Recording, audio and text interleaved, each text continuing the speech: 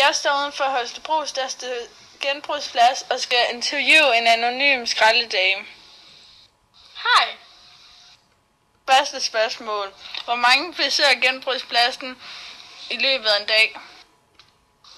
Om sommeren kan der komme op til 1.500 biler om dagen, og om vinteren kan der komme op til 300 biler.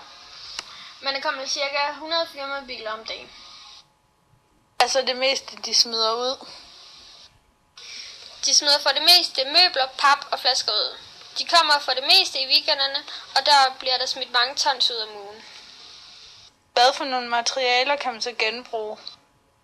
Man kan genbruge pap, papir, stort brandbart, olie og glas.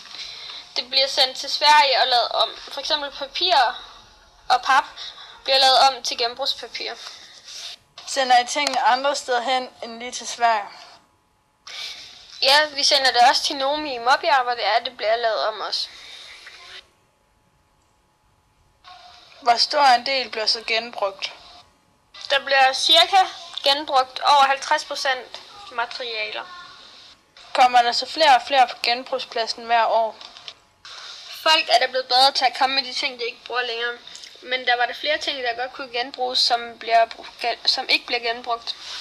Flamingo kunne blive genbrugt til isolering, men det sagde kommunen nej til. Oplever du, at folk nogle gange bare smider tingene i en tilfældig skraldespand?